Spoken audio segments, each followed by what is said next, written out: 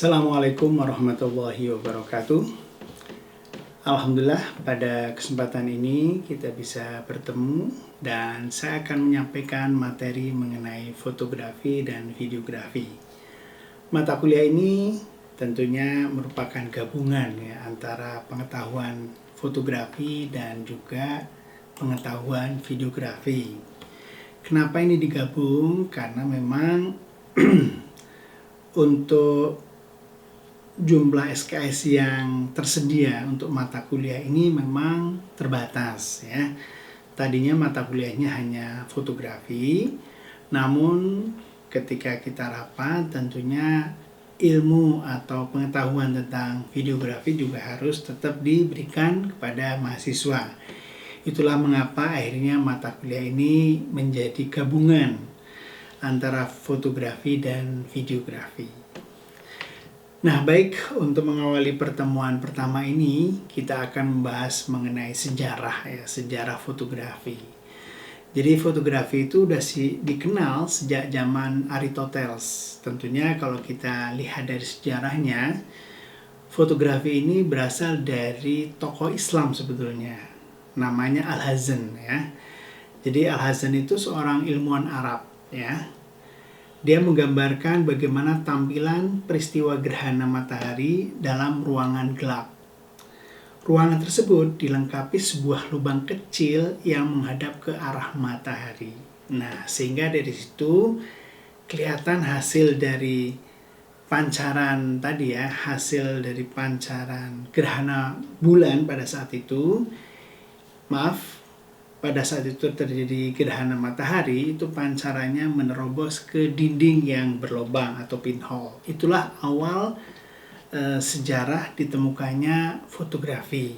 Kemudian akhirnya seperti biasa, kalangan barat itu melanjutkan penemuan-penemuan ilmuwan Arab yang notabene ya mereka adalah kalangan ilmuwan Islam.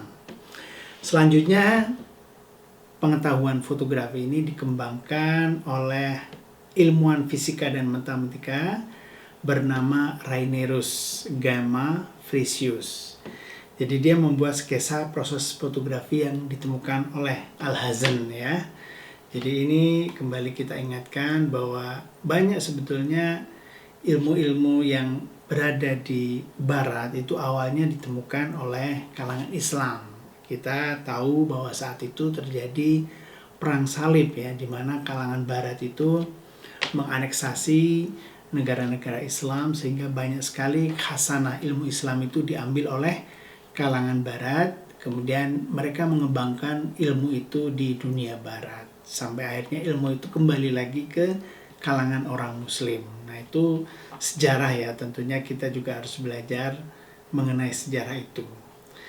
Baik, setelah berkembangnya ilmu tentang fotografi, akhirnya orang berpikir untuk mematenkan ya, dalam arti diwujudkan dalam sebuah alat untuk menangkap tadi ya fenomena fotografi. Karena kalau dilihat dari bahasa atau istilahnya dari aspek arti bahasa, fotografi itu diartikan sebagai melukis dengan cahaya. Jadi intinya seseorang akan bisa mendapatkan tampilan fotografi yang bagus manakala ada cukup cahaya. Makanya nanti akan kerasa bagaimana pengaturan cahaya dalam sebuah fotografi ini sangat penting. Nah, jadi nanti ukurannya menggunakan f-number dan ISO. Nah, itu yang menentukan apakah sebuah gambar fotografi itu bagus atau tidak. Baik, kita lanjutkan mengenai alatnya. Akhirnya alatnya itu dikembangkan dalam bentuk kamera obscura. Ya, nanti Anda bisa lihat jenis kamera obscura itu bagaimana ya. Anda bisa lihat di tampilannya. Ini tentunya kamera jadul yang awal mula ditemukan. Jadi namanya kamera obscura ya. Tentunya kamera ini waktu itu dibikin dengan sangat sederhana karena memang bahan-bahannya juga masih sederhana ya.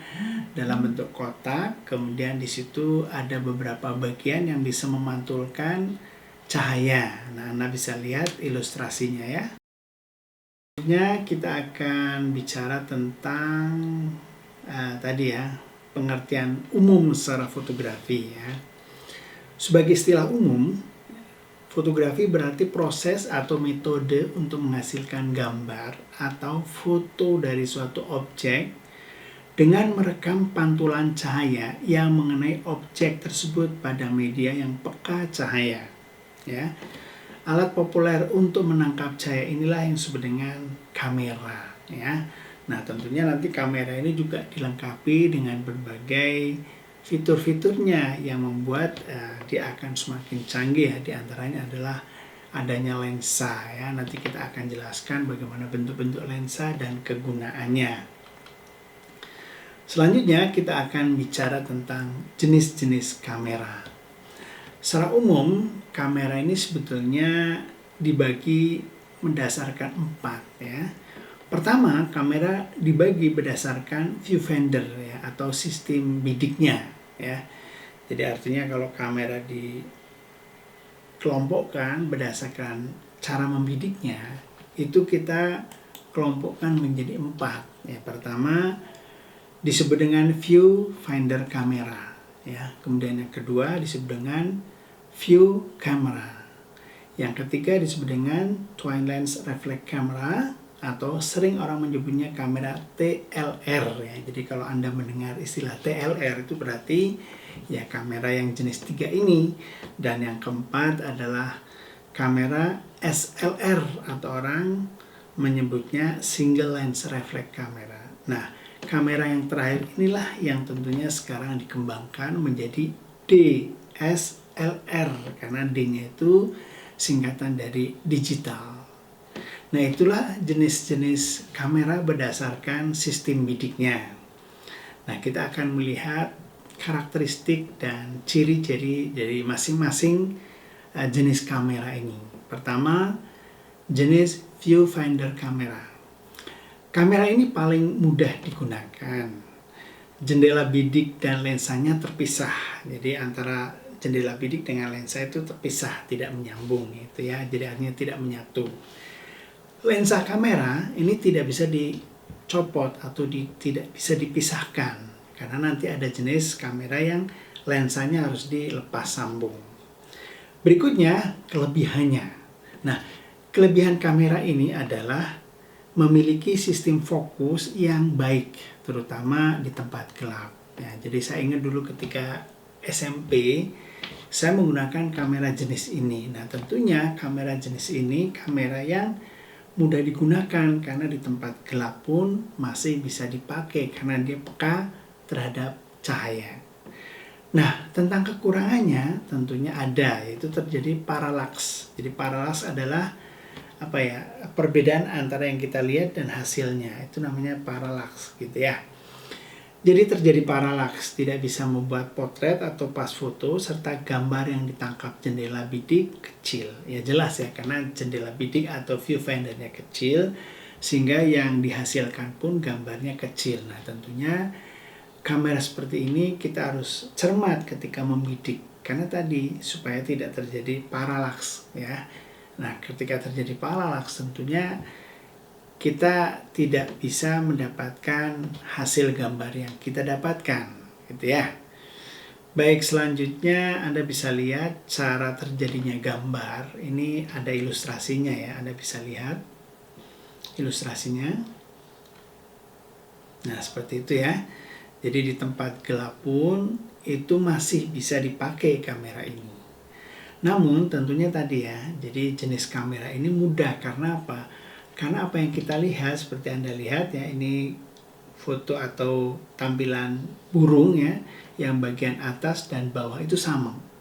Jadi artinya kalau kita menggunakan kamera ini, apa yang kita lihat dan hasilnya itu sama persis ya, sehingga lebih mudah digunakan oleh siapapun. Nah, ini jenis kamera yang pertama. Yang kedua disebut dengan view camera. Nah, dilihat dari tampilannya saja, view kamera ini tentunya jenis kamera jadul ya. Namun jenis kamera ini di beberapa negara, diantaranya adalah di pedalaman India, itu masih dipakai ternyata ya. Jadi ternyata jenis kamera ini masih dipakai di sana. Oke. Ciri-cirinya apa atau karakteristiknya? Pertama, bentuknya seperti akordeon. Ya, akordeon itu seperti alat musik begitu ya, zaman dulu. Yang kedua, sinar yang dipancarkan objek foto langsung diteruskan melewati lensa dan berakhir di jendela bidik belakang kamera. Nah, itu ciri yang kedua. Ciri yang ketiga adalah soal kelebihan. Nah, tentunya kelebihannya adalah karena jendela bidik yang besar. Jadi memfokusnya mudah, kamera fleksibel, tidak terjadi paralaks. Jadi berbeda dengan jenis yang pertama. Kalau jenis yang kedua ini tidak terjadi paralaks. Jadi cenderung foto itu akan berhasil dengan baik karena tidak terjadi paralaks, karena jendela bidiknya pun cukup besar ya. Anda bisa lihat tampilannya besar. Tentunya kekurangannya adalah membutuhkan tripod ya yang kuat, karena tentunya secara fisik kan bentuknya besar ya, sehingga tentunya tripodnya juga harus besar ya. Kemudian jendela bidik gelap dan bayangan terbalik atas bawahnya. Loh, maksudnya apa sih?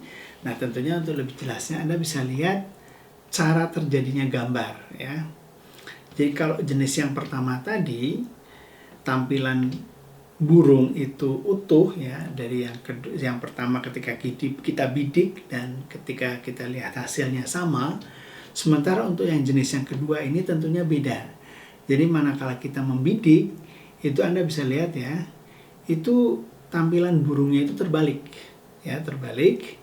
Tapi hasilnya ketika nanti dicetak itu tidak terbalik ya. Anda bisa lihat dari ketika kita membidik itu ya tadi terbalik seperti ini ya. Anda bisa lihat ilustrasinya. Tapi ketika dicetak, nah tentunya hasilnya tidak terbalik. Ini menunjukkan bahwa jenis kamera kedua ini perlu kecermatan ya. Karena apa? Karena tadi antara yang kita bidik dengan hasilnya itu berbeda. Jadi intinya adalah terbalik gitu ya. Kayak salto begitu ya. Nah, ini tentunya karakteristik atau tadi yang disebut dengan cara terjadinya gambar di kamera jenis yang kedua. Baik, kita akan melanjutkan ke kamera TLR gitu ya. Nah, untuk kamera TLR ini tentunya ada beberapa ciri. Pertama, jendela bidik dan lensa itu terpisah. Jadi sama seperti kamera yang pertama ya. Jadi jendela bidik atau viewfinder dan lensanya itu terpisah. Yang kedua, memiliki cermin yang permanen yang memantulkan cahaya. Kemudian yang ketiga, lensa tidak bisa dilepas, sama seperti lensa atau kamera yang jenis pertama. Yang keempat, itu kamera ini punya kelebihan. Nah, kelebihannya ini adalah jendela bidik yang besar dan berada di bagian atas kamera. Jadi saya ingat ketika menjadi fotografer di Jonas Photo Studio, ini pernah menggunakan kamera ini. Jadi memang unik ya, bukan unik. Nah, jenis kamera ini viewfindernya di atas. Jadi kalau kita motret itu posisinya seperti ini. Jebret, begitu ya. Jadi karena tadi jendela bidiknya itu ada di atas ya. Anda bisa lihat gambarnya itu bidik atau viewfindernya itu di atas. Jadi kalau motret itu tidak seperti ini, tapi seperti ini. Nah, itu ciri dari kamera jenis TLR ini. Oke ya. Nah, berikutnya adalah kekurangan. Nah, kekurangannya itu sama seperti jenis kamera yang pertama, yaitu terjadinya paralaks. Jadi gambar pada jendela bidik terbalik kiri dan kanannya serta menggunakan film yang besar. Jadi ukuran filmnya itu besar ya, tidak seperti kamera yang SLR ya. Nah, tapi dia kameranya atau filmnya itu besar ya. Dulu semuanya itu menggunakan film ya.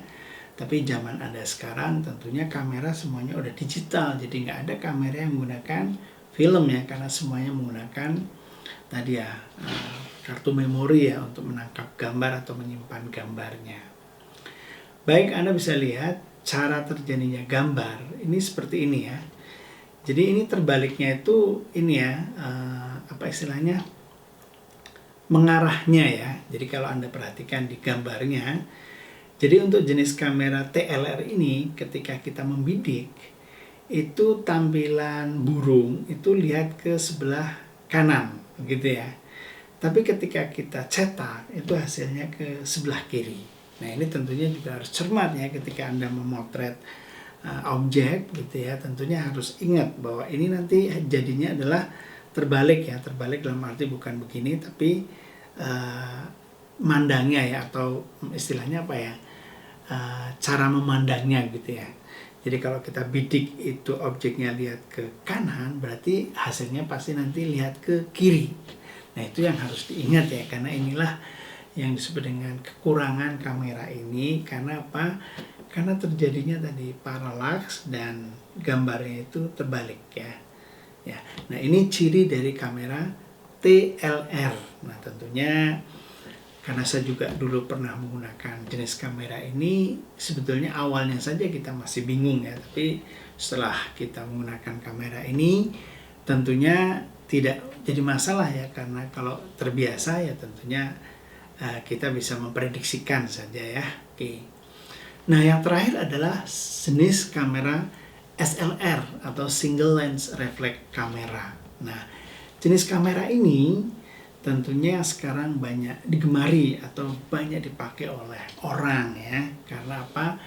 Karena simple penggunaannya. Nah, ciri-cirinya apa sih SLR ini? Pertama, menggunakan cermin pantul dan prisma ya. Kecuali nanti kalau Anda menemukan jenis kamera mirrorless ini berbeda gitu ya. Karena mirrorless itu merupakan tadi ya kemajuan teknologi kamera yang memang beda dengan yang saya sebutkan di sini ya. Yang kedua, lensanya itu dapat ditukar lepas. Ya, nanti Anda atau kita praktekkan ya. Jadi bagaimana cara melepas lensa. Ini yang terjadi pada jenis kamera SLR gitu ya. Nah, untuk jenis kamera SLR ini tentunya paling mudah digunakan karena tadi serba simple. Nah, yang berikutnya adalah sangat baik untuk mengambil foto candid. Foto candid adalah foto yang tanpa disengaja gitu ya. Jadi kayak misalnya kita melakukan pemotretan terhadap orang yang sedang tidak sadar kita foto, itu disebut dengan foto candid ya. Baik, nah soal kelebihannya apa sih? Nah, kelebihan dari kamera ini adalah manual fotografi. Jadi artinya kalau orang menggunakan kamera SLR, alangkah baiknya kalau menggunakan manual, tidak otomatis. Nah, yang kadang terjadi adalah orang menggunakan kamera SLR tapi ingin serba otomatis. Nah, ini percuma ya, karena apa? Karena nanti beberapa fitur-fiturnya itu tidak bisa dipakai. Misalnya, jadi kalau Anda menggunakan yang mode otomatis, tentunya aspek f-number, kemudian ISO dan yang lainnya itu jadi tidak berguna. Karena apa? Semuanya diotomatiskan. Padahal kamera jenis ini tentunya akan lebih bagus hasilnya kalau menggunakan tadi yang manual. Baik, dan berikutnya adalah kekurangannya. Tentunya kekurangannya adalah lebih kompleks ya. Jadi artinya kalau menggunakan kamera ini kita harus cermat bagaimana awal menggunakan. Misalnya kita pakai white balance, kemudian kita harus mengatur ISO-nya, kita juga harus mengatur f-number-nya, dan kita juga harus mengatur shutter speed. Ini semua akan menjadi sesuatu yang kita perhitungkan ketika kita melakukan pemotretan menggunakan kamera jenis SLR. Nah, bagaimana cara terjadinya gambar? Nah, ini yang saya tampilkan ini ya memang sangat gampang ya. Nah, ternyata sama apa yang kita bidik ya, itu tampilan katakanlah burungnya itu sama dengan hasilnya. Jadi kalau misalnya si burung yang tampil di bidikan kita itu menghadap ke kiri, ya hasilnya juga sama ya, menghadap ke kiri. Nah, inilah kelebihan dari kamera SLR. Jadi yang kita bidik itu sesuai hasilnya dengan yang tadi ya, yang kalau kita proses ya itu sama antara yang kita bidik dengan hasilnya. Nah, itu salah satu kelebihan dari SLR. Nah, inilah mengapa akhirnya orang sekarang banyak menggunakan jenis kamera ini karena begitu simpel dan mudah gitu ya. Nah, tentunya ketika berkembang dunia digital, kamera SLR ini juga semakin berkembang ya. Misalnya akhirnya orang menyebutnya adalah DSLR karena D-nya ini adalah digital gitu ya. Nah inilah sampai detik ini kamera DSLR ini berkembang terus, berkembangnya dari aspek fisiknya dan juga dari fitur-fiturnya. Di antaranya adalah tadi ya, soal megapiksel atau titik-titik pencerah dari sebuah foto yang kita hasilkan. Ada dulu pertama ditemukan hanya sampai 6 megapiksel ya. Kemudian berkembang menjadi 12, berkembang menjadi 24 ya. Dan sekarang sudah ada yang 30, 32 dan yang lain-lainnya. Nah, ini menawarkan suatu yang sangat menarik ya, karena hasil fotonya itu jadi semakin jernih gitu ya. Semakin jernih, dan ini pun akhirnya diadopsi oleh dunia kamera di handphone ya, sehingga kamera handphone ini sekarang udah muncul yang disebut dengan kamera 4K dan HD. Nah, ini menunjukkan tadi ya, perkembangan teknologi yang awalnya ada di dunia kamera kemudian diadopsi oleh tadi ya, gadget gitu ya.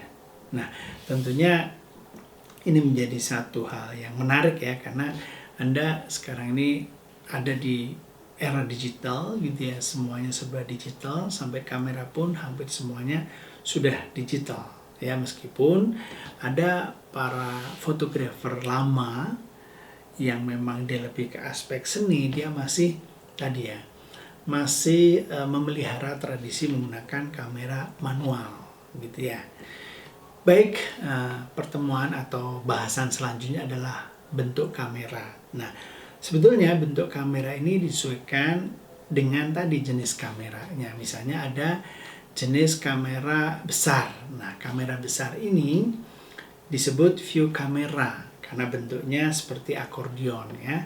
Sinar yang dipancarkan, objek langsung diteruskan. Nah, ini sama seperti yang sudah saya jelaskan tentang jenis-jenis kamera ya. Jadi jenis kamera kita rubah menjadi bentuk kamera. Yang pertama, kamera besar, format besar. Yang kedua, kamera format sedang. Ya, format sedang itu diwakili oleh kamera TLR ya. Nah, kamera TLR ini disebut dengan kamera bentuk sedang. Ya, Anda bisa lihat tampilannya. Oke. Nah, selanjutnya ya, kamera format kecil. Nah, format kecil ini tentunya diwakili oleh kamera SLR gitu ya. Jadi SLR ini disebut dengan kamera format kecil ya. Nah, karena di antara kamera-kamera yang ada tadi, kamera ini formatnya memang kecil ya. Oke. Dan terakhir disebut dengan kamera istimewa ya. Kenapa disebut dengan format istimewa? Karena tadi banyak kelebihan yang ditawarkan ya. Misalnya kamera ini serba otomatis, tidak perlu mengatur f-number, shutter speed, ISO, white balance, dan yang lain-lainnya. Sehingga kamera ini disebut dengan kameranya ibu-ibu istilahnya ya. Karena apa?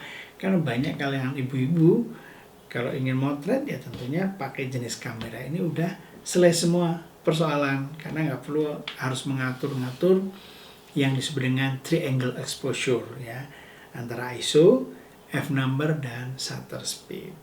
Oke. Nah, dan yang terakhir tentunya karena sesuai dengan perkembangannya disebut dengan format kamera digital. Jadi nanti semua jenis kamera yang sudah formatnya digital masuk ke jenis kamera ini ya. Nah, tentunya jenis kamera yang terakhir ini terus berkembang ya. Berkembangnya dari aspek teknologinya tentunya ya, dan tentunya juga dari tampilannya. Apalagi beberapa kamera ini akhirnya berkolaborasi ya. Misalnya kamera berkolaborasi dengan misalnya handphone atau gadget. Kamera berkolaborasi dengan misalnya proyektor ya, atau LCD proyektor. Nah, ini terus berkembang ya. Tentunya kita sebagai konsumen atau user dari alat-alat ini bersyukur ya, karena kita tinggal menunggu keajaiban teknologi yang memang datangnya terus bertubi-tubi begitu ya. Nah, itulah untuk sementara ini pengantar mengenai fotografi. Nah, tentunya materi pertama ini mudah-mudahan memberi mindset baru tentang dunia fotografi. Jadi meskipun sekarang perkembangan kamera sangat canggih, tentunya kita juga perlu sejarah, perlu belajar tentang sejarah kamera itu sehingga kita bisa membandingkan dan juga kita bisa melakukan beberapa inovasi dari berkembangnya penemuan-penemuan yang sekarang terjadi, ya. Baiklah, untuk video pertama ini saya akhiri cukup sekian. Jangan lupa ya untuk menonton, likes, dan juga subscribe di channel askurifai.com. Tentunya ini untuk pengembangan channel ini dikaitkan dengan penyediaan materi kuliah ya. Sehingga kita bisa selain kuliah lewat online, bisa juga nanti dikembangkan dalam bentuk interaksi ya, antara Anda dengan saya. Baiklah, sampai di sini, sampai ketemu di video kedua. Sekian, Assalamualaikum warahmatullahi wabarakatuh.